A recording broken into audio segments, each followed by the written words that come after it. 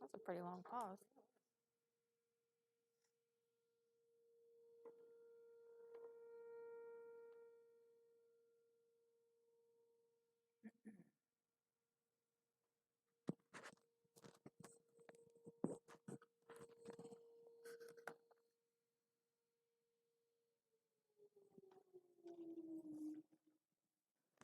Okay, please join me for the pledge.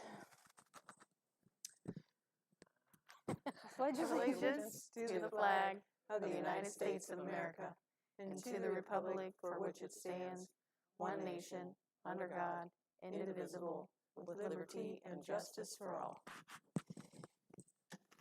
Thank you. Fiscal officer, please call the roll.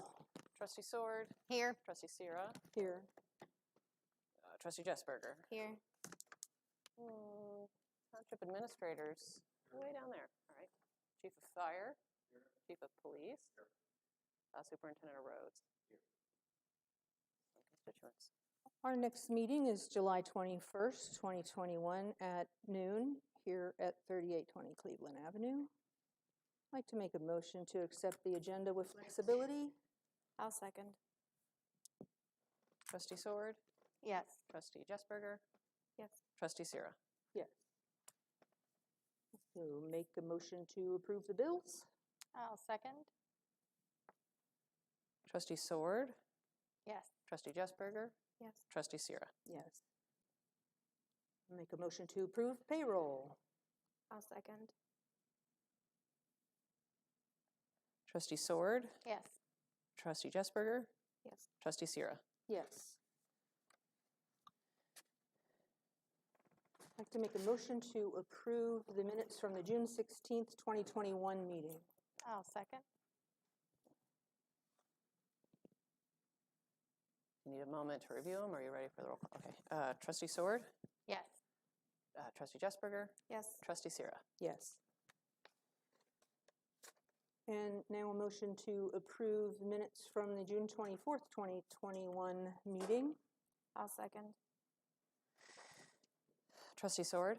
Abstain. Trustee Jessberger. Yes. Trustee Sierra. Yes. And we are on to the 2022 budget discussion. So we don't, at the moment, have a resolution on the table, but I'll just speak to the two drafts of budgets I've given the trustees. We also did recently receive more Corona funding or additional Corona funding than from last year's wave, and we'll discuss that after this budget item. That newest wave of Corona funding, known as ARP, isn't yet in that budget. We just got news sort of 2 weeks ago, but we will certainly update things once those monies land in our coffers and update permanent appropriations to be able to spend those monies. And we're thankful the state legislature approved that. So before the board is one draft of a budget showing more transfers, and the other draft is showing one transfer to police next year.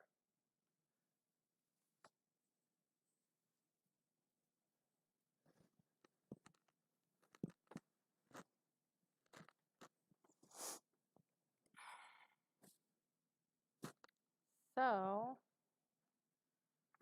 we've got one with the fund transfers to police, one with fund transfers to both. I understand that there's some question about whether or not to transfer funds to fire. I think my personal opinion would be to stay ahead of the curve here while we have the opportunity and keep them afloat a little longer with their current levy monies, so we don't have to go and re-levy again in the future. I want to see what everybody's thoughts are on that. So my understanding of it from some things that I've read, like brochures and stuff, and I wrote down some notes, the transfer would obviously support a way to avoid deep cuts in services without raising property taxes for our residents. Police services expanded for all the township expanded medic and fire coverage for the township, road maintenance and code enforcement, and as well as projects intended to improve the quality of our life. So if that's what the money is supposed to be used for, then I don't see why we would not transfer that money. I don't know what you were reading, but there isn't anything about the money there isn't any indication that we're going to be expanding services. No, what the brochure was telling me what the money was for, like the purpose of it. So I'm not saying what you just said, just that's what the purpose was that I read. You're responding to the trifold that voters reviewed, I believe it was fall of 2013. Anybody correct me if I'm wrong? So the trustees are dealing with that we have an income tax. The other two income sources for fire and police is set by voters. So every year, the fiscal officer would need approval before transferring any monies, and those monies coming from our income tax. So Trustee Jessberger was reviewing the trifold that voters, looked at when they were ended up approving this income tax some years ago. A Jed Z brochure. Yeah. Okay. Yeah. And so, that I don't think that brochure was legally binding, but it was just sort of saying the intent is of this income tax to do many things. But I believe it had a picture of a police cruiser and an ambulance on it. Gotcha. So the actual Jed Z document, which is the actual plan, anticipates many uses for those funds. They'll be used by the township to provide plans for redevelopment or the adaptive reuse of vacant or underutilized commercial and industrial buildings. Programs for the elimination of blight, including litter, graffiti, and increased code enforcement. Improvements of streets, particularly Westerville Road, Cleveland Avenue, Chesapeake Road, and Chambers Road in the Jed Z, potentially including tree plantings, landscaping, etc. The study of and funds for the improvement of access to the Jed Z, planning for the development of the Jed Z and its adjacent areas, and marketing the Jed Z for economic development.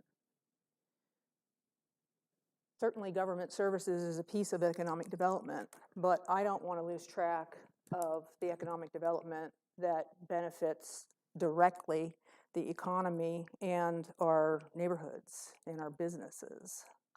My concern about transferring this amount of money, especially if you're talking about for 2 years, which is what that draft shows. Yeah, this draft shows 2 years. It would be for 2022, the same as police. So you're not advocating that it's also for 2021? No. Okay, because that's what the draft shows, so we'll need to amend that at least. So I think about just the big picture of approximately $2 million in revenue for CETA in a year, just painting with a big broad brush. Of that $2 million, about $1 million is already earmarked. Okay, all the promises that we've already made. We pay HRA cards for every department, every employee. All of the salaries for township administration come out of that. That is the general fund. CETA monies are the general fund. There hasn't been a general fund levy in recent memory because of CETA. Without CETA, we have about $200,000 deposited into the general fund from property taxes and local government funds. That's a we couldn't be doing any of this without CETA if we were just looking at the general fund. So when we talk about putting off levies and not raising property taxes, I think it's important to remember that we're doing that too with CETA funding in the general fund. We're keeping that levy off the books for residents already. When we transfer 300 to police and 300 to fire, my concern is of that 2 million, we were down to 1.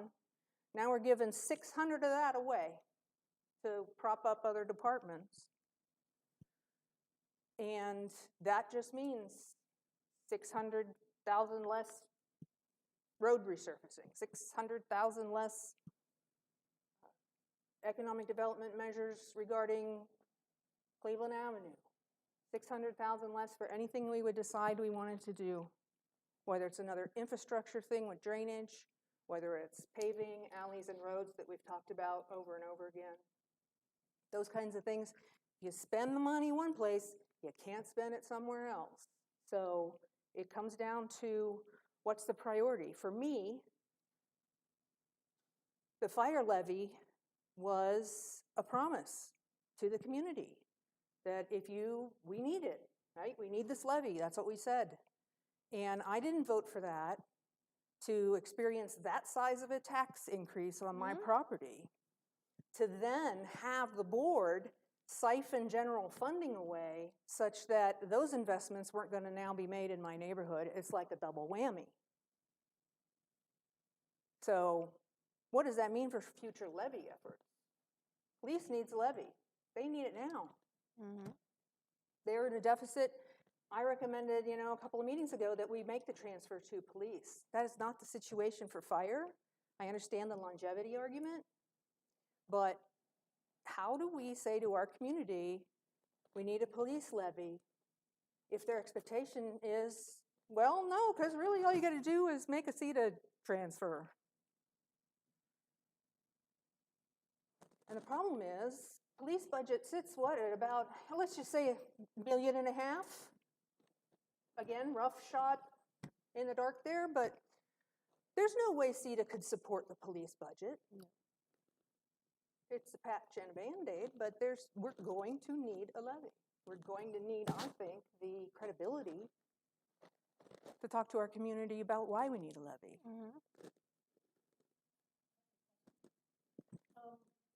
So I've been here since 2012, and I don't know Justin, but I help with the food every month, you know that, and I was the chair of the fire levy. I've worked with a bunch of the different projects of cleanup, street cleanup, and we just walk down the street and pick up trash. I've done a lot of different things for the community. So I want to see the township give to the community if possible. This question came to me this morning, and I was like, so the legislature is arguing about what to do with local income tax because people have been working from home. And should that tax be taxed in Pataskala because that person lives in Pataskala but works in Columbus but they're sitting at home in Pataskala? Or should it stay with the city of Columbus? I'm just using that as an example. So I don't know how many of our businesses that we get our CETA money from are the kind where people can work from home. I'm sure some, and if they decide, well, that money should really go to where the person is physically working, boy, are we going to lose out. We actually might gain as well. You're right, we could lose, but we could also gain from another direction. Right, but the point is, at this point in time, I think our projections about how much our CETA money could be are real pie in the sky, iffy, who knows what the heck. Yeah, they've actually been pretty spot on.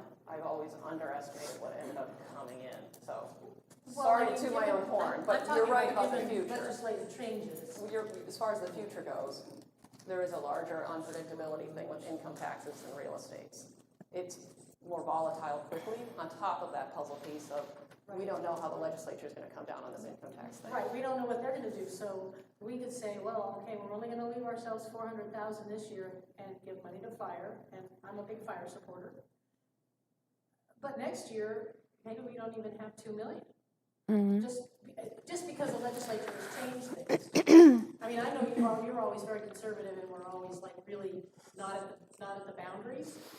But I'm just thinking if we're doing some planning ahead, maybe we can only plan based on what we think we have right now, but the landscape could change. And then it's like, well, if we've been depending on that to help fire, even though I now have like a huge tax bill. Me too. I'm still paying my taxes.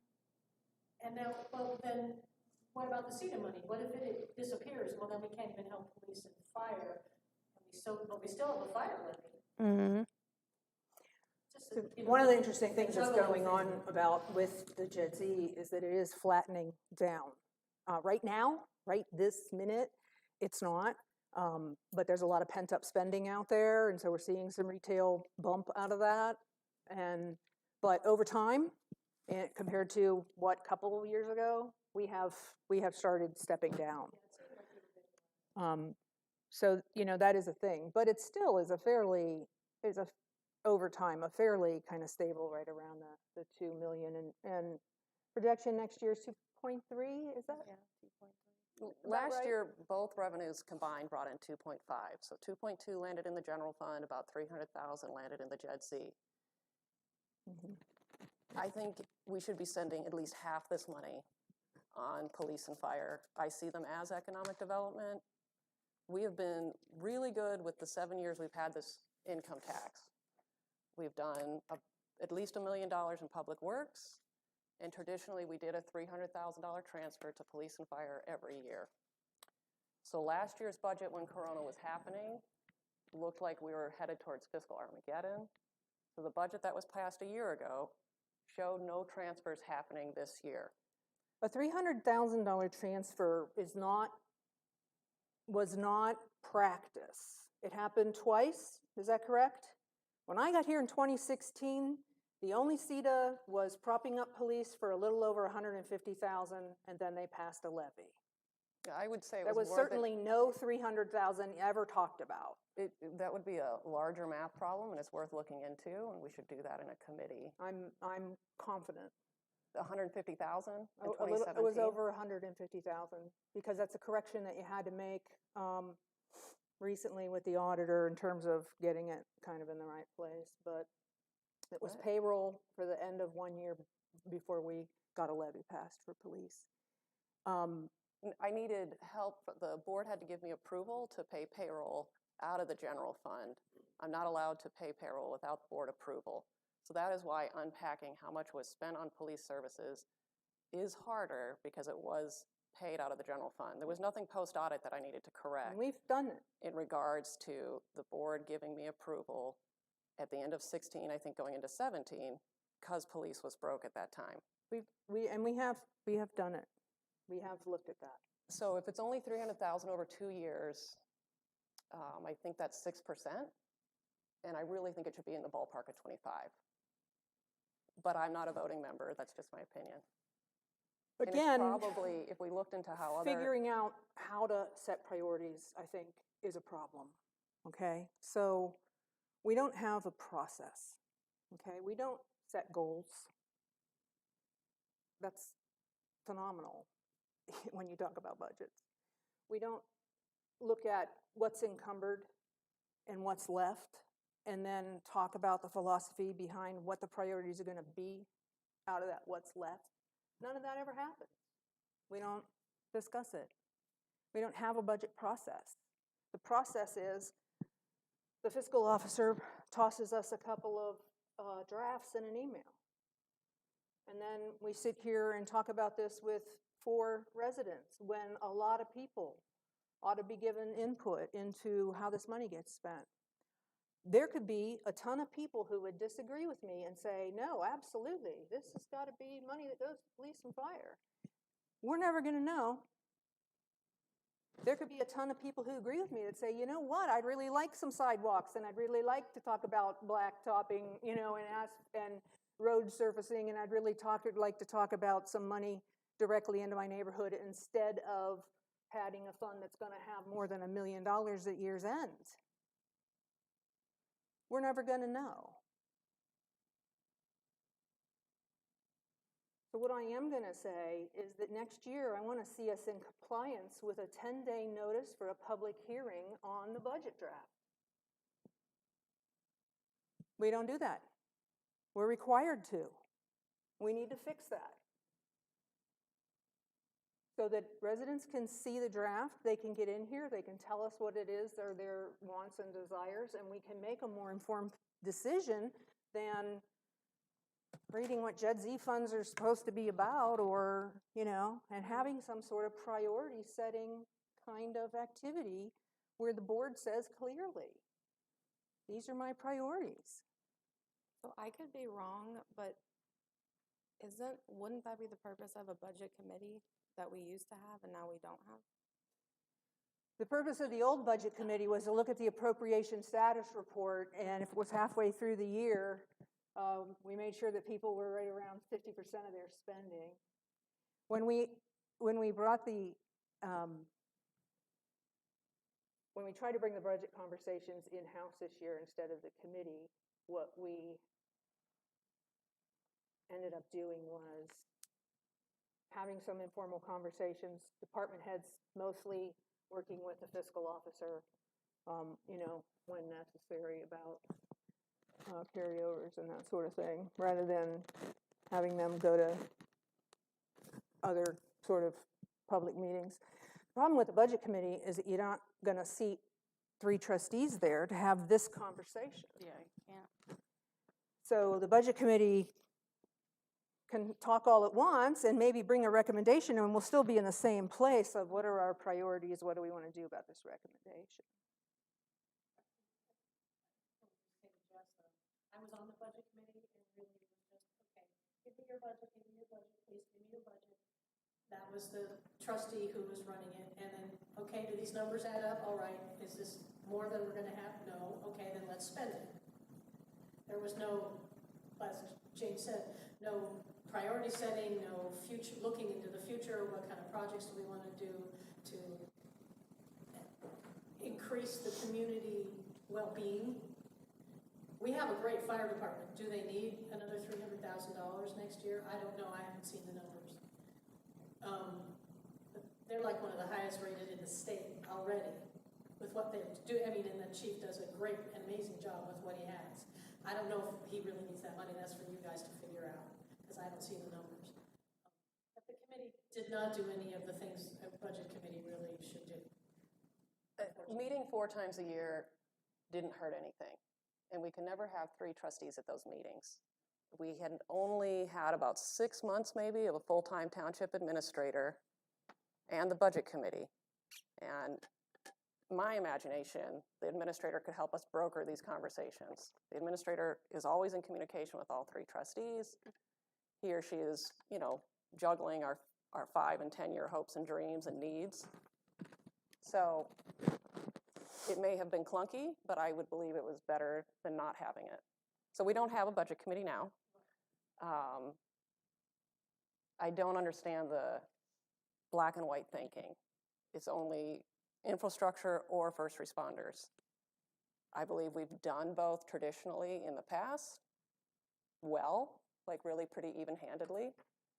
Of course, we have to be cautious that it could get cut in half, the income tax in the future. It's a drastic statement, but even if it got cut in half, we could keep up everything we're doing, including these transfers, I believe. And if the idea of asking me and my neighbors to approve a levy for any department in the next 5 years is ludicrous to me.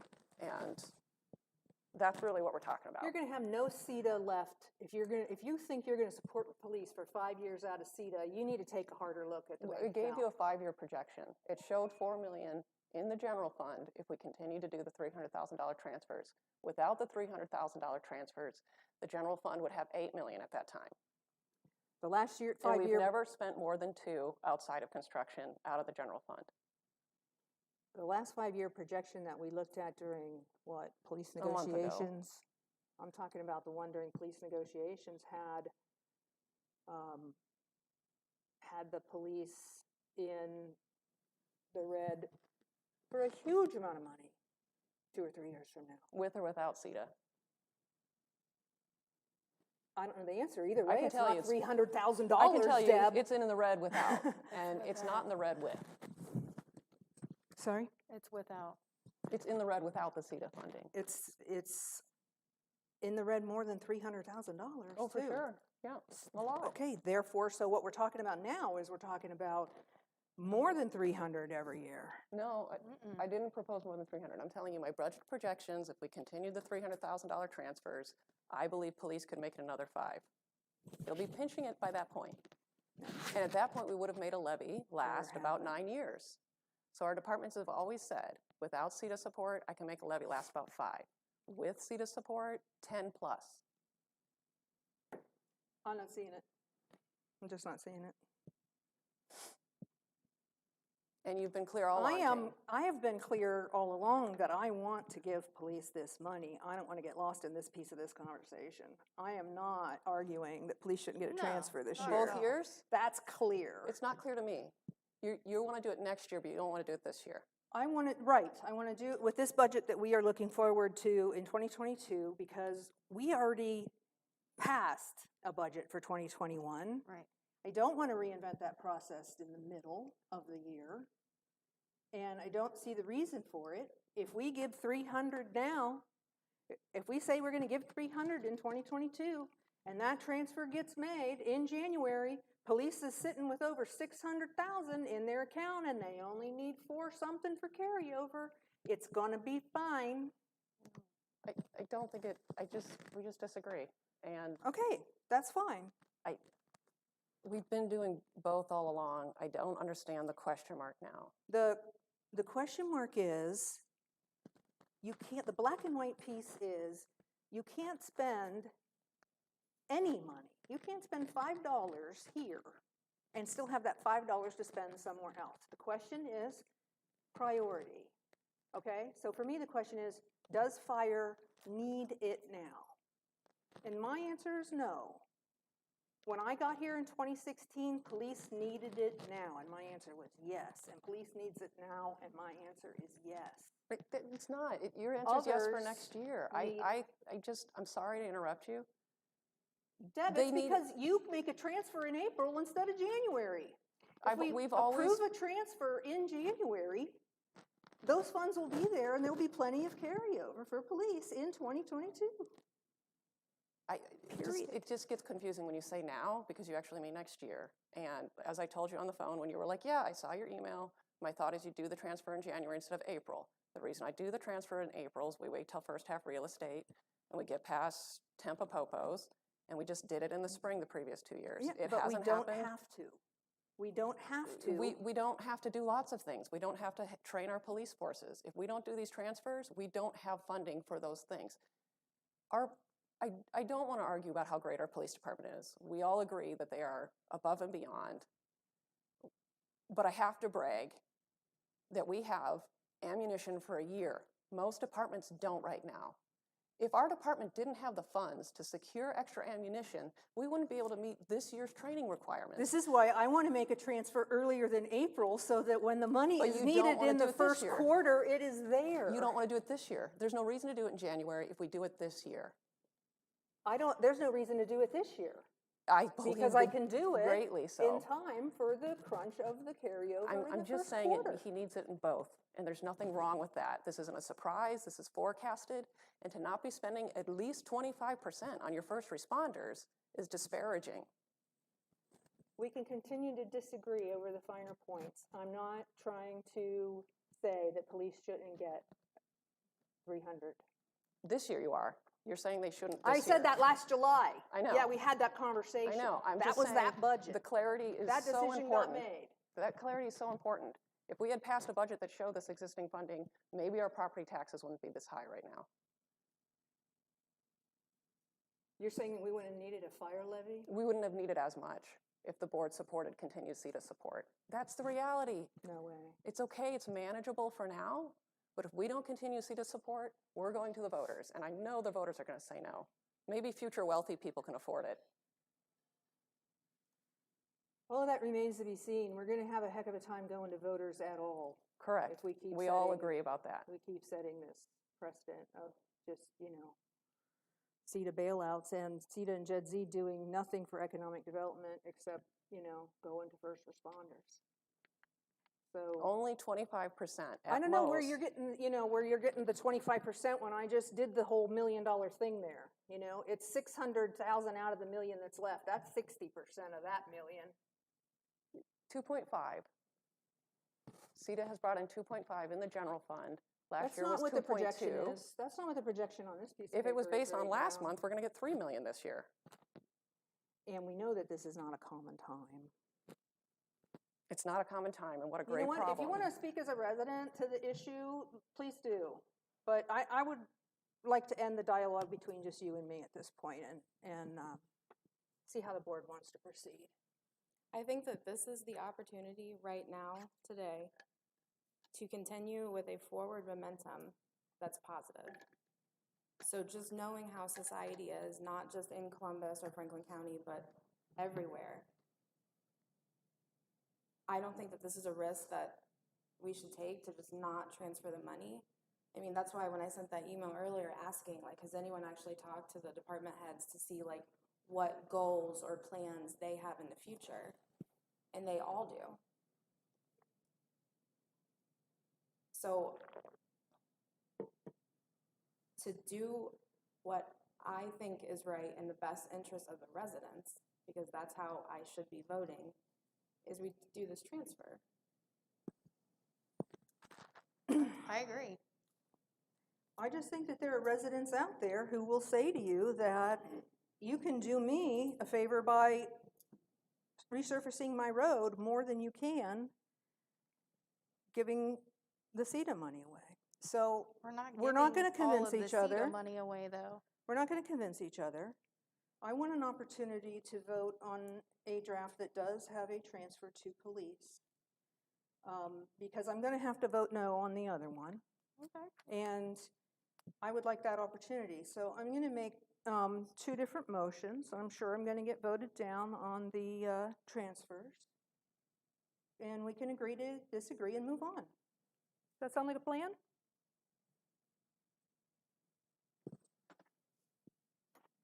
All right, I'm going to call these by police transfer and police and fire transfer. And we're clear that the one that's police and fire is only for next year. That, 2022? 2022. that wasn't my interpretation based on the email I responded to from Trustee Sword. I thought it was showing a transfer to No. both No. departments, both You're years. saying no No, now. both departments for 2022. And I And was nothing surprised this to year. see the draft because when I saw your email, I was expecting one that was just for 2022. I didn't hear any response. I was trying to get it done before 5 p.m. So I guess just clarify for me more, Trustee Seer. I don't understand what you're proposing. I'm gonna make two motions. When I get to the one that's multiple transfers, it's only for 2022. So that document needs to be amended so that the 2021 transfers are not present. Yeah, there's 2021 and 2022 on here. Right. The police transfer, the one with less transfers that you gave us? The one that says less transfers Yes, is only 2022 only. police, is not fire. Right, Correct. And the other one is for Both both departments. years. is both Both departments, years. both years, and we're saying it should be both departments for 2022 only. Shocking. We already did that this year. We already voted on the budget this year. So let's get this first one out of the way. I'm going to Hang make on it. a second. Well, you have a piece of paper over there with what you're proposing to move. If it's crossed off before you move it, it's not in there, and you don't have to amend it, because it's a draft. Yeah, I wasn't going to make it like an amending motion. I was just. Yeah, it's I like, was just gonna make that clear. here's the thing, and these lines are crossed off, so ignore 2021, which Yeah. is in there. You can say it out loud, but if you don't cross it off on the piece of paper, I don't think it's crossed off. I just think that makes it simpler. Okay. It's also possible that we meet next week because I'm disappointed I didn't understand the email correctly, and I would really hate to amend a So when budget. I emailed you, I asked for a copy of police and fire, the same as this one with less transfers. I just didn't interpret it correctly, so okay. not looking to make more meetings, but now that I hear you, you're not looking at what could be approved.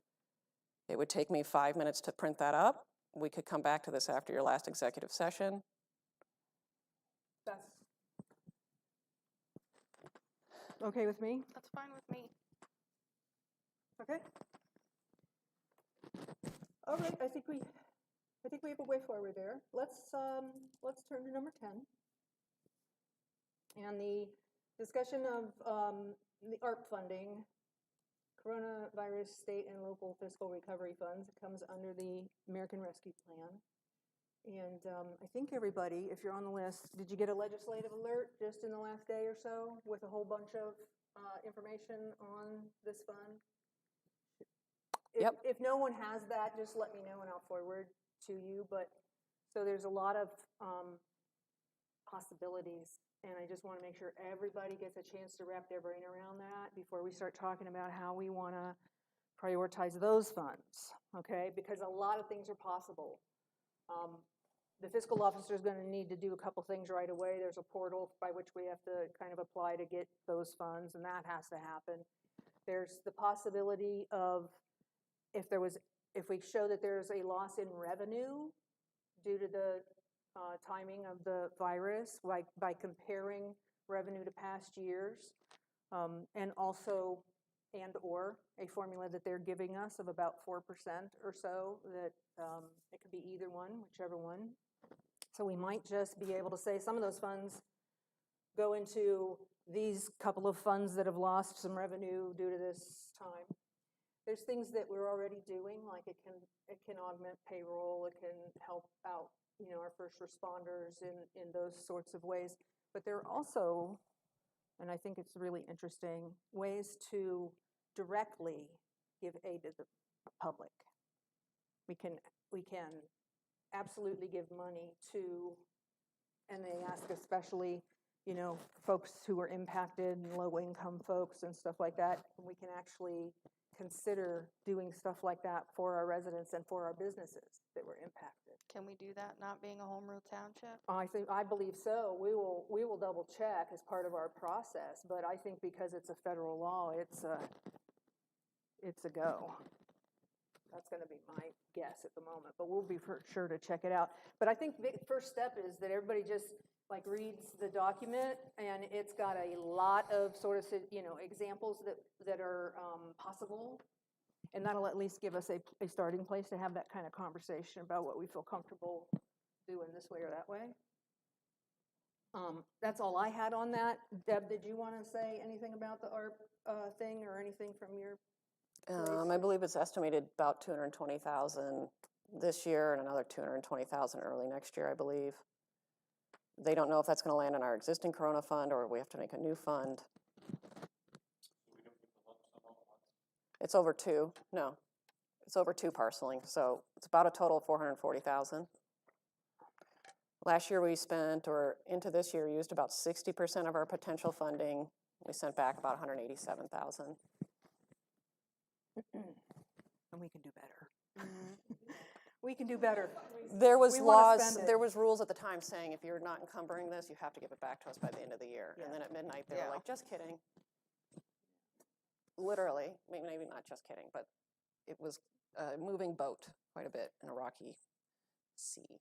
I forgot to mention that to the board that just, one of the things that we're sort of already working on, one of the things that is in there is that it's possible to make some physical plant improvements around here to just do by way of mitigation.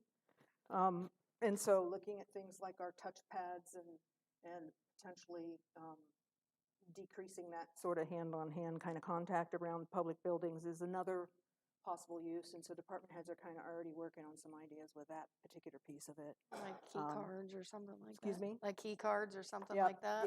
Yeah. So, but again, let's read and talk shortly. Could we set a goal of putting it maybe back on the agenda in 2 weeks and have that beginning conversation about what we liked in there by way of ideas? Yeah. Anybody else want to add anything to this topic?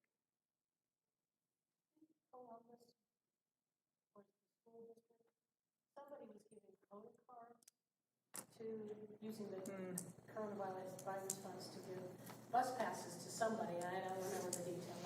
It's kind of vague. Somebody. So there are creative ways to give folks things that they can use that actually go right out to the citizenry. That may, a bus pass may not be the thing, but that kind of thing apparently was okay. Yeah. I think direct payments are okay. They even say, similar to stimulus amounts acceptable, So I think we've certainly got some I would really like got to some see homework some to like do. utility assistance, getting caught back up, There you go. these kinds of things. Yep. That would be Yeah. fantastic. I think it's gonna be I mean, great. it's possible that our loss of EMS revenues and loss of fines and fees, 90% more of that loss of EMS revenues could eat up a lot of this funding, but I haven't really started to dive down this rabbit hole because the budget took my time before today. So there's a lot of possibilities, but we also took a pretty big hit with our lack of EMS revenue because Station 62 couldn't be open because part-timers and COVID didn't let part-timers get spread out. So don't want to take wind out of the sails. I personally love the idea of helping smaller businesses and lower income residents, but at the same time, the biggest see what's enchilada is that left. lack of EMS revenue, and it could probably eat up 80% of this revenue, I'm guessing, spitballing. If we say that that's our priority, yeah. And even if we're only giving out 10,000 to residents and businesses, it's certainly worth doing. I think there's a balance to be had, and it's tricky, between always looking internally at the organization, at our departments, at our employees, instead of looking to the community, to our residents and our businesses. And finding that line is tricky. But I will say that it's our very first knee-jerk reaction to look internally. It's almost every conversation I have here is about, and the very first thing that propped up about this funding in conversations here was, what can we do for our building here? And I really want us to start just keeping that in mind and asking that question: what could we be doing for our neighborhoods? What could we be doing directly for residents? What could we be doing for our community, instead of doing for our employees and our departments, which of course indirectly feed that, but not directly.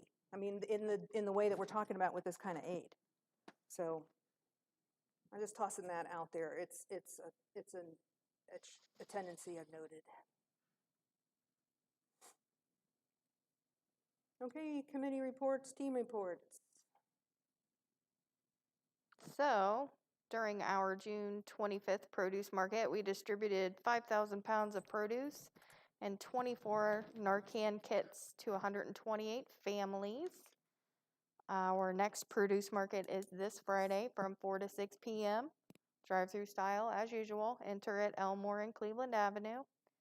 I feel like I say this in my sleep nowadays.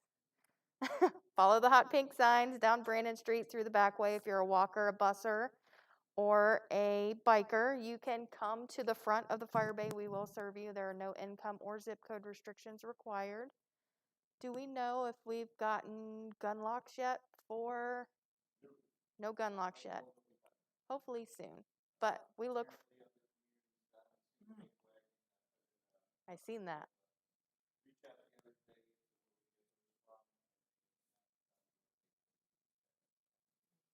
Way to be trendsetters.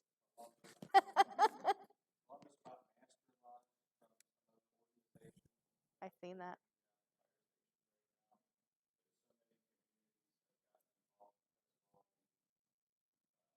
Gun violence.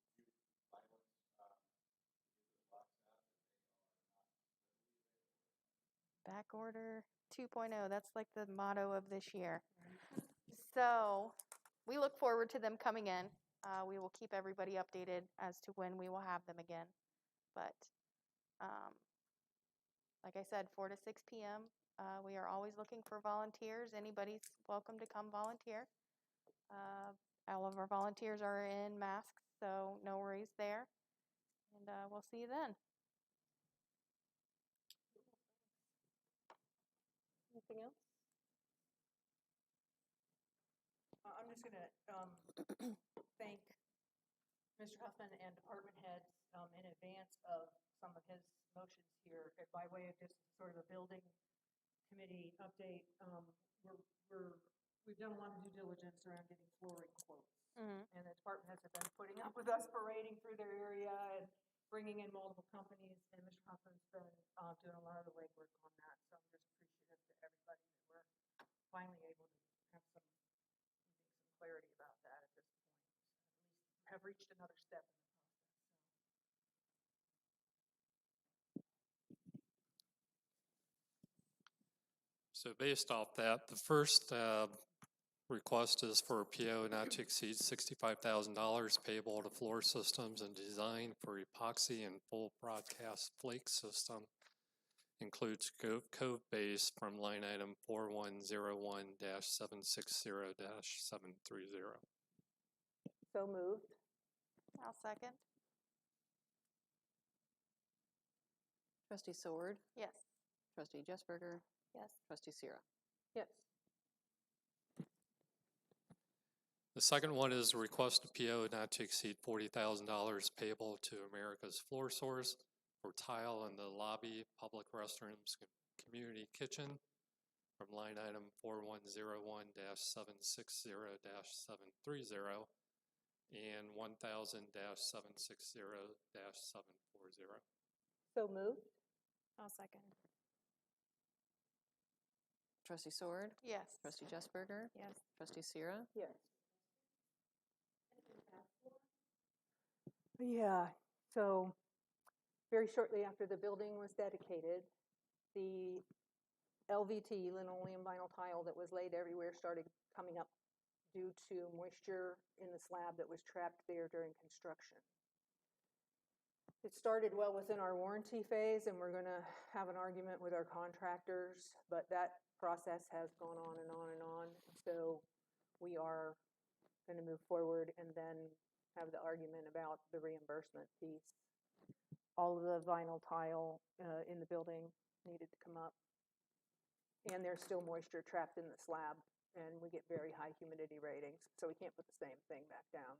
So what we found out with the epoxy flooring was that moisture mitigation chemicals are out there, and so they will grind the slab and then treat it with a moisture mitigation chemical that will lock the moisture and prevent it from coming to the surface again. Yep.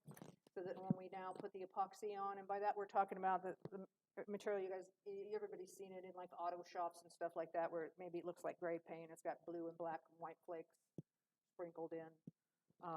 Something like that will be for the bulk of the concrete flooring, except for in the main public areas here where we'll do a ceramic tile, which will actually breathe and be put down like an exterior installation. So.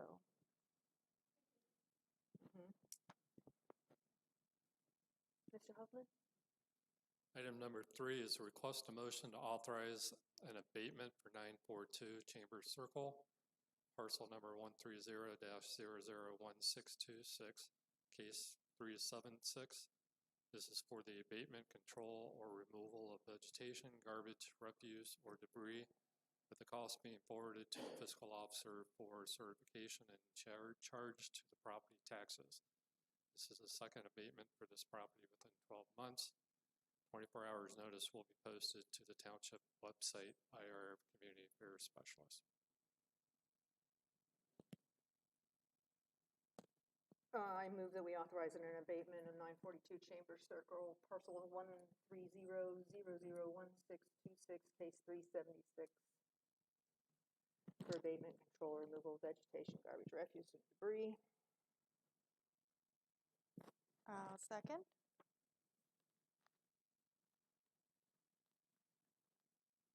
Trustee Sword, Yes. Trustee Jesberger, Yes. Trustee Sierra. Yes. Want to just, if I may interrupt you again, Matt, that I wanted to let you know that I asked Matt to start examining where we were in the process by which the board might be able to order a demolition of this property. I think everybody over there has put up with it long enough. It's not an easy thing to go through. There are a lot of steps, and so he's engaging with the attorney over where we might be in terms of looking at that, and hopefully in our near future. Just wanted you to have a heads up about that piece coming our way, I hope. Next item is to request a motion to authorize Township Administrator to execute an updated agreement with Safe Built, which was originally approved November 4th, 2020. So moved. I'll second. Trustee Sword, Yes. Trustee Jesberger, Yes. Trustee Sierra. Yes. And then my monthly report has been submitted to the trustees, just some of the summary of it. Due to the first 2 POs, working with flooring contractors to try to determine how we can get the building back into shape with working floors. It did take some vacation time. Unfortunately, with the vacation of code compliance position, we did post the position, reviewed quite a few resumes, and conducted some interviews for that. I did meet with a new economic development person with the county to hopefully be able to work with them in regards to improving some economic development on both the east and west side. We had the code compliance officer had an accident, so spent some time with the insurance company to follow up in regards to that, and the American Rescue Plan, the funding aspects, reviewing those documents and seeing what all steps are needed in order to obtain those fundings. Thank you so much. Chief Fraley.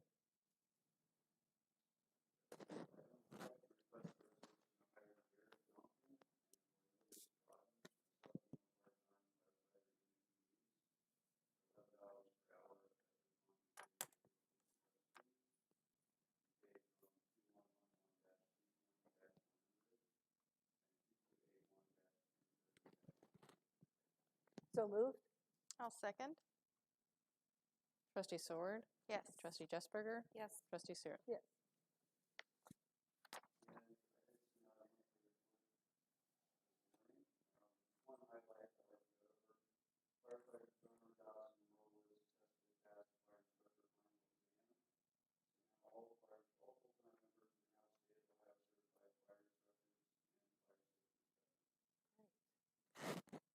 Thank you. Chief Jones. It's coming, I think. Mike doesn't have a mic. There we go.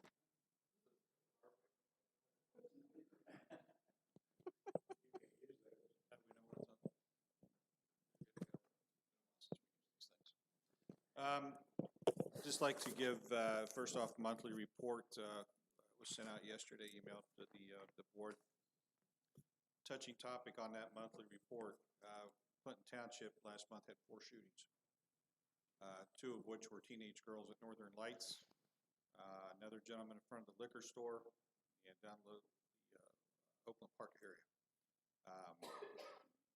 Pre-COVID, around Franklin County, we had a Franklin County Chiefs meeting this morning, and some of these things are kind of, there's a national trend, unfortunately, getting more and more in the news. So not that we've gotten a couple complaints. One of them came via a trustee the other day about not seeing officers running radar, not enforcing traffic laws. Believe me, we'd much rather be doing that than responding to shooting calls. And we've had quite a few drug overdoses lately as well, and I'll touch on that topic in a minute. But since we came out of mask wearing and COVID in the last 30 days, the officers had 310 calls last month. So going pre-COVID, we were running, I think, about 170, 160. Those call numbers have doubled. So just to give the public some information out there as to why you may not see us sitting on the road running radar, trust me, we'd rather be doing that. Police Department would like to announce also this Saturday, working in conjunction with Franklin County Hope Task Force, and we're going to be offering free Narcan training and free food from farmers to families. We will also have Southeast Mental Health here as well. So we're going to be providing Narcan training and free food. That'll be this Saturday from 10 a.m. to 2 p.m. We'll have a mobile command center set out front in the parking lot. And I think, Linda, we got that out on the news as well, so we can get that out to folks. And we've sent that out to Franklin County and also Mifflin Township for their folks. Moving on to number 3, I'd like to request a motion to approve a new pay scale for our part-time police officers. Officers with 1 to 4 years of experience, moving them to $21.50 per hour. Officers with 5 or more years of service with the township would move to $24 per hour. to be paid from line item 2081-210-100, effective July 10th, 2021. Just for the audience here, kind of took a poll of part-time officers in Franklin County with the other agencies, and anywhere from $20 to $29 per hour is going rate. But unfortunately, we are trying to recruit people, and so anything we can do, talking with the board, we're trying to make those things happen. So it's very difficult right now, not only for us, but even major cities. I know some of the suburbs are pulling from the Columbus Police Division, but that makes it even harder for the smaller agencies to get new folks in from the academies. So with that, I'd like to request that motion to the board. Moved as written. I'll second. Trustee Sword, Yes. Trustee Jesberger, Yes. Trustee Sierra. Yes.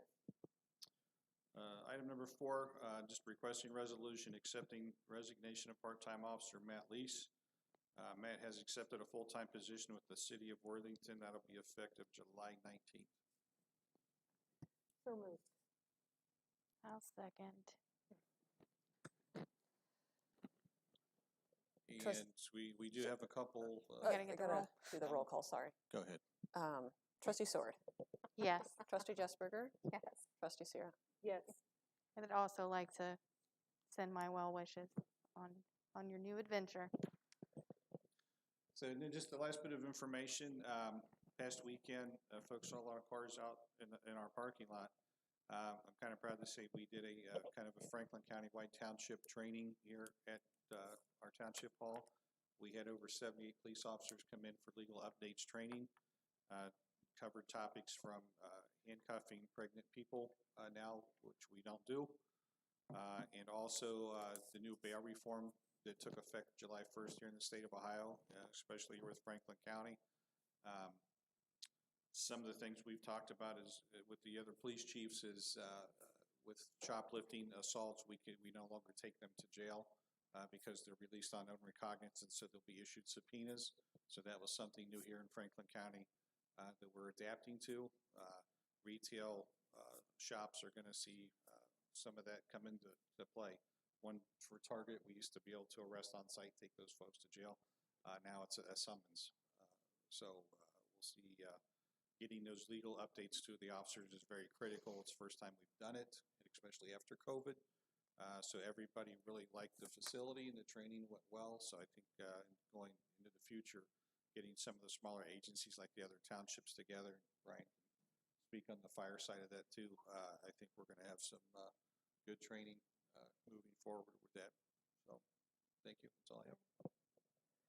Chief, I appreciated your email that had the JPEG attached of the kind of the map photo of some of the things that are going to be possible in Matrix when we really get going. It's going to be an interesting way to kind of look at the data and see the concentrations of things and what's going on where. And so it's exciting to. Just so the board knows hopefully what I'm looking at. The board trustees here are talking about we have a new matrix system in Franklin County, our computer-aided dispatch system, also a new reporting system with the Franklin County Sheriff's Office. So all the agencies that work in cooperation with the county are using one kind of data entry system in layman's terms. So all of our reports, traffic crashes are going to be stored through a cloud-based system within Franklin County. The prosecutor's office has direct access to it, so they can. So it's back in the old days, if we took a report for assault, we would send it to the prosecutor's office. They would have to call us back. We'd have to send an officer with the paper copies downtown, and a week later, you may hear something back from a prosecutor. Now it's instantaneous. So once the person goes to the prosecutor's office, the prosecutor downtown can pull up that report right on the scene, witness statements and pictures, and everything happens a little quicker these days. Which also solves us with having to have so many cabinets to store paperwork in now. So, but also with that data collection, it gives us better reports. We can do crime tracking with pictures, street graphs and northern lights to show how many crimes have been committed in the last 24 hours. So I gave the trustees a little glimpse of that. They're still trying to work some bugs out. They have the entire township zip code, which we get to tell them we're going to fix that. We have 2 zip codes, so we can show east and west reporting from the township. The other side of town, this side of town. So Me too. Thanks. Superintendent Flake. Good afternoon. Please feel free to correct me if I don't have this language on the first agenda item correct. I would like to request a resolution to convert 8 hours of sick time to injury leave for Devin Alwall for his time off on 6/24/21. So moved. That works just fine. Trustee Sword? Yeah. Trustee Jesberger? Yes. Trustee Sierra? Yes. It's worth mentioning, just for the record, that we don't currently have an injury leave policy when we looked through our new manual. So Mr. Huffman and I are floating some language around, and we expect to kind of bring that to the board. So we're kind of approving this as a special circumstance at this point. And I'm sure we'll be able to firm up our language once we do have injury leave in some existing contracts out there that we're just using as a template. So I think we're going to be able to remedy that. And yeah, Devin ran into the spider nest, so we want to take it. Go ahead, Corey. My next agenda item, I'm going to read out of order a little bit. The 2021 Swap 4G rock salt bid came in at $54.31 a ton, which is an increase of over $10 per ton over the 2020 price. With that being said, I would like to request a purchase order payable to Cargill Incorporated for $13,577.50 for up to 250 tons of rock salt to be paid from Fund 2031-330-400. So moved. I'll second.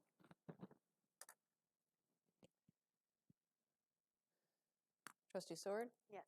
Trustee Jesberger? Yes. Trustee Sierra? Yes. How many tons did we go through this year, Corey? We were just over 200, right around 210 tons. Mm-hmm. Cool, thanks. It was a busy winter. My next agenda item would be to request a purchase order payable to Kelly and Askew for $5,470 for repairs to the 3 gates at 3820 Cleveland Avenue to be paid from $1,120,323. So moved.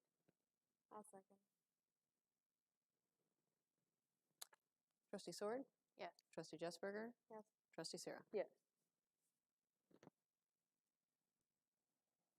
And lastly, I emailed the board my monthly report late last week. Thank you.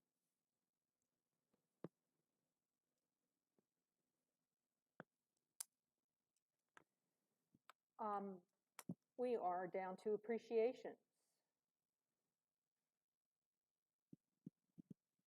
I did receive an email from a West Side resident who wanted to show appreciation to the Public Works Department. They were delighted to see the new Frisbee golf chains be installed on Chambers Circle Park on the west side of the township. They look terrific. We've seen an increase in neighbors enjoying them and in turn the park. Corey Flegg and his Public Works team did an excellent job facilitating this project. We appreciate the Public Works crew's effort to help make our neighborhood a fun place to live, and would like to give them an appreciation shout out. Nice. Thanks, Corey. Any other appreciations anyone would like to?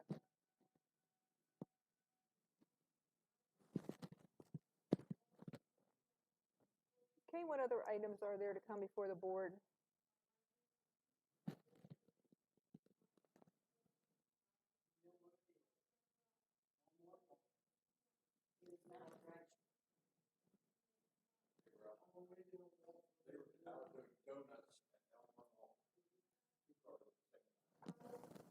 I apologize, I can't recall your names. Oh, Farmer. Farmer. Give me your first names again. Susie and Larry. Susie and Larry Farmer, thank you.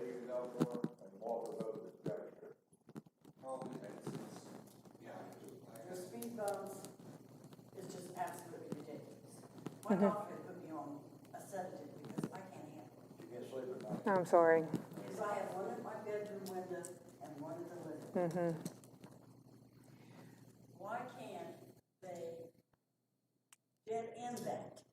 Yeah, let me, ask Mr. Huffman, because believe me, when we're sitting with Franklin County engineers, this topic comes up, and we brought it up before, but I don't remember where we were with resolution on that. Do you, Matt? I mean, we talked about if there was other traffic calming measures that could happen there, and I don't remember if they were gonna.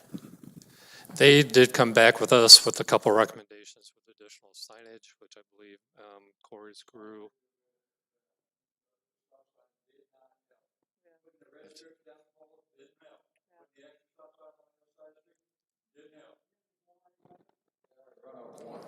I believe they were going to do some additional traffic counts to see if there were additional.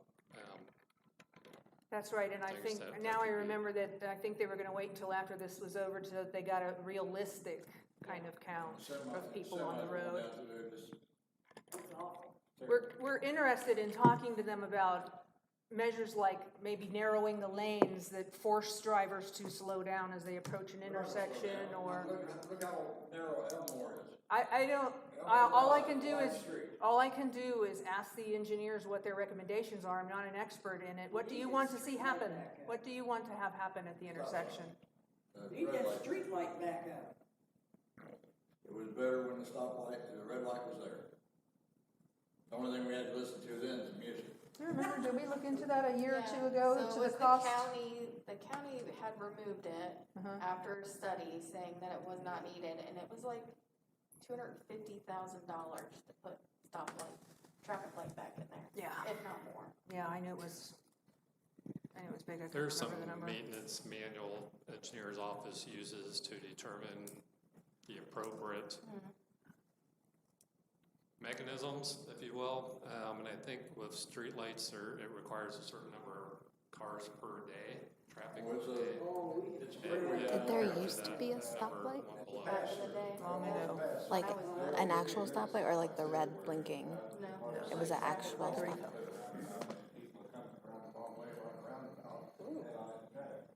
Great. That's bad. Shut So- Walker off, going into the shopping center, and let Elmore just go straight through. They put that stoplight there on Cleveland Avenue. Well, they come out, come down Walford, make a right and go out to Cleveland Avenue, to the stoplight at Elmore, Cleveland. Yeah, I come from the shopping center, go down Elmore and go out. I know, I'd love to be able to close that, but we can't. It was one of the first things I asked. We can't. 'Cause that's not even the street. It's not within our power to. There used to be these things called, what the police used to catch people that were speeding or going through red lights, the traffic cameras. Yeah. I would suppose you could install some, because they actually, while they were with it, I know they passed a law said you can't use them, and then when they push came to shove, it turned out they really didn't make them illegal. But can you use a camera to see who are your lawbreakers? Because what you're saying is, well, the county's saying, well, there aren't enough people going through, and you're saying they're going through all the time. So a video of how many cars are really going through and what they're doing when they go through could be useful to, I'm not saying give people tickets, I'm just saying to document what's happening. Because those For traffic county. cameras wouldn't be that expensive. I mean, it's like getting a GoPro and putting it up on a stick. Then we get the only thing I can see is the media and some civil rights people. What are we? If you're just trying to you're not giving tickets. No, you're just I'm 100% with you, but it's that other side of the, what are you doing with that film? Why are you taking Pictures, thank you, Matt. That would be the only concern I would have. Well, it's part of a study, so we can document for the county what's happening at this intersection and on the street. And I think like Trustee Sarah said, the county was gonna do another traffic study there. I think the thing to do at this moment would be to see if they're ready to engage with us on that, and that traffic levels have resumed a place where they're comfortable that they're gonna get a good reading at this point, and we give them another jingle. Because you just can't tell what's going on by how many cars are going over the little thing and digging it. I'm not sure how they count these days. There's two ways and methods that they use, because we actually did a report on Walford, we did one for Ferris and Cook Road, and it'll calculate speed and the amount of traffic during a 24 or 40-hour period. Which direction they do, if they do Walford or if they do Elm or if they do traffic on both. But It's like yeah, a radar system. it's to be honest with you, they have a couple different kind of ways. They can use magnetic strips or what they call pneumatic strips where they put the cables across the road. I know, I think we talked about the sensors and the capture speeds and those. There's a couple different methods that they use. It just doesn't sound to me like that's happening. Right, right. Which is certainly, you might do it in a parking lot, you might do it with snowy, you really shouldn't be doing it on a daily basis. No. You may not be able to document it with that kind of equipment. Yeah. I think we have a good enough working relationship with the engineer's office that once they have some data in hand, that we're gonna be able to say, we know from the residents who live there that this is going on and they're gonna believe us. I'm not sure that we're gonna have to prove that particular aspect about donuts, that we can say crazy stuff is going on here. And we still need your help, but I think the next step is to ring them up again and see if now that people are back on the road, if we're at a place where we can get the data they wanted to collect. Some of the cars we have stopped without license plates. Well, now I'm video. I mean, like today, I'm coming down East Cook because East Carl. There's double yellow line, solid line, one double line, all the way down. And it was a Challenger, was the car. Decided to pass me. And I was probably doing 30 and it's like 25. And then, well, my lights went on and checked me a little fast, so I had like and then it's on the record. Zoomed down, because you hear it roaring over, and then it zoomed and passed another car. And you're not even allowed to pass. That happens at Elmore Walker. They go to the turn lane and pass them to go straight. Oh, Yeah. They do some crazy stuff. I've had with people do that that. to, like, I have a police car and they passed me. Well, I'm sorry for the ongoing frustration. We are going to continue to work the problem the best that we can, and we're gonna take the next step here. What are they doing with flags on one wall? Yeah. They got stakes up. I'm gonna guess it's either that they're adding a round. By the way, the county engineer put that in there about 2 weeks ago. Yeah. I don't know what the right of way measure, it looks like they're got some kind of plans down the line. It could be the Which- roundabout that they're building and. Yeah, down there at Walford and Ferris, I know there's some down by there, it looks like they're right the house to the north of me, and they started there, it looks like they might be going down there, and I know what problem on Walford, I'll get in the morning, have a cup of coffee, drive about 25, 30 miles an hour, I'm slow around that, because I hit a pedestrian about a year ago, on Cleveland Avenue. They walked out in front of me, so I'm slow, they get by, right out the other lane, going down the other lane, that there, heck, I don't need to pay to go watch races, I just need to go up my front porch. There is a proposed roundabout at Ferris and Walford, so that may be the flags. There was residents there complaining the county engineer. It's good to be back. All the speed on Walford, and then about 3 or 4 of them, people talking about that, they said, well, that's not a police issue, we'll let Clinton Township know about that. It was I think they will listen to that.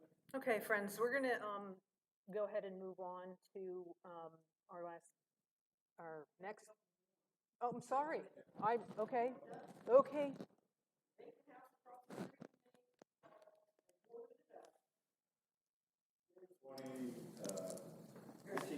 There's 4 kids that go in this house, and he fixed the back door twice. Boarded it up They broke the windows out now, they messed up the drywall, and the prostitutes are still using it. Yes. Have you called the police when you've seen this happen? I think Jonathan, There was one guy that is the guy that owns that out of town? We don't know. we don't know, we've never Because I seen it. know, it's not here. They came out and put a whole brand new back door in it, did some stuff to it, put a big, and they busted the door open. Then they came out, put a piece of plywood over top the back door, and they ripped that off. I went over and put it back on. I used screws about that long to put it on. Yeah. And it is not on there right now. These kids. They went upstairs, busted the windows out of the upstairs. Yeah. Busted all the drywall in the house.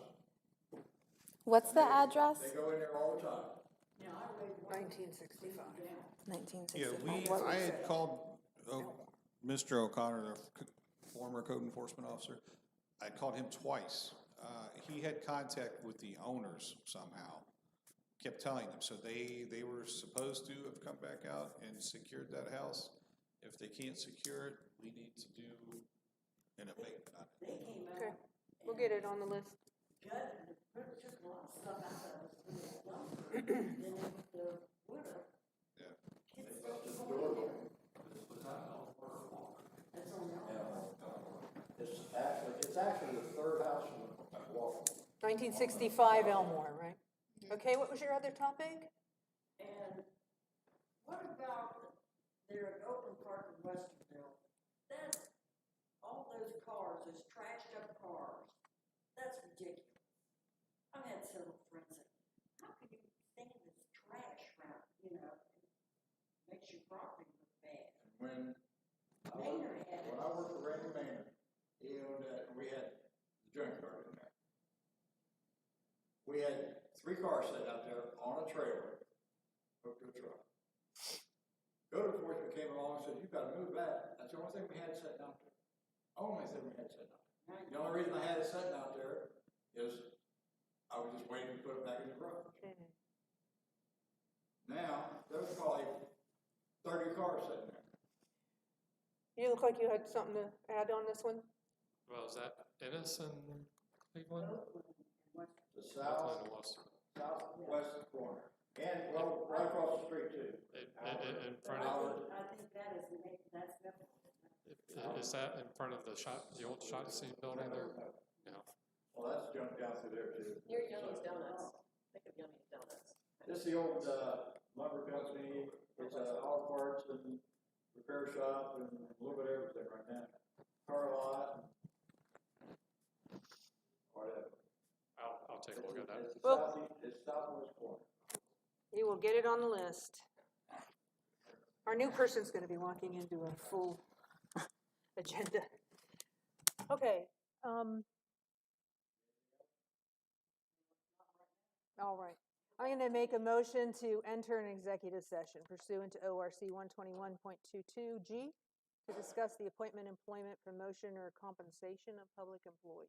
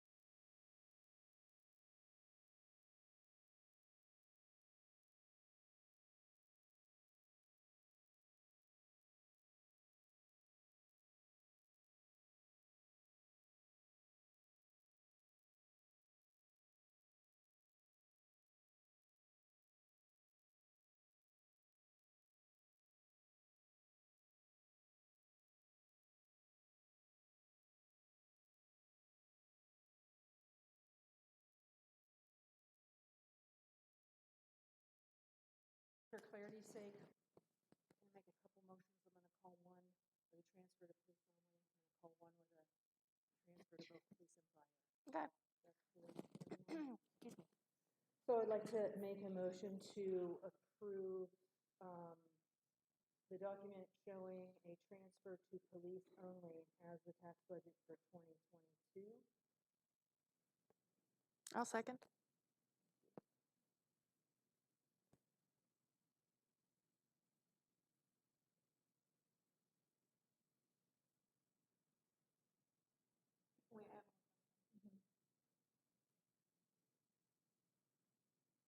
So legally, no transfer can happen for this year because it was voted on, or we can change it? You can change it. You're passing a budget right now. And even if you pass the budget saying do all the transfers, I still have to have the board to tell me how much and when to do those transfers. The budget is our best guess of what the carryover is going to be per fund this year and next year. The answer is it's legal, it just has to happen separately some other time. It's another resolution. Yeah, the budget's its own. Transfers are separate. But ideally, your budget reflects if your board intends on doing transfers this or next year. Ideally, they're copacetic. But they don't have to be. And so the discussion, or I guess the debate is, it won't happen this year, but next year. This particular motion that we're about to vote on is on the document that only has the transfer showing to police. Next year. Given what you said earlier, you're not supporting that. But that's the one we're voting on now. I predict it's going to go down, and then we're going to have another motion. Okay? That's it. I think we're ready for the vote. Trustee Sword. Nope. Trustee Jesberger. Trustee Sierra. Yes. And I'd like to make a motion to accept the document that shows a transfer to both police and fire in 2022 as the tax budget for 2022. You want a second, Jess?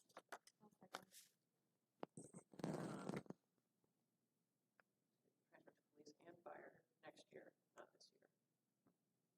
Correct. So, I'm sorry, another question. So with this one for next year, are we going to make a motion for this year to do the transfer? So we'll make a motion at a later date to transfer the funds for 2022. Okay, but 21 is off the table. 21 is not included in this, no. I came to the meeting with a draft, my impression from Trustee Sword's email yesterday was to bring a draft showing transfers happening to both departments both years. Then during our robust discussion and debate, I got clarification that Trustee Sword was asking to bring forward a document that showed no transfers this year to either department. But at least in Trustee Sword's position, she does support a police transfer and a fire transfer next year to the tune of $300,000. So the board never voted on transferring this year, but my hunch is two folks don't agree with that. So you all didn't vote on that. Do we have a second? Did we have a second already? Okay. We're ready for the roll? Sorry, if I wasn't mic'd up. And I believe Jesberger had seconded this one, right? Okay. Trustee Sword. Yes. Trustee Jesberger. Trustee Sierra. No. And with that, I'll make a motion to adjourn. I'll second.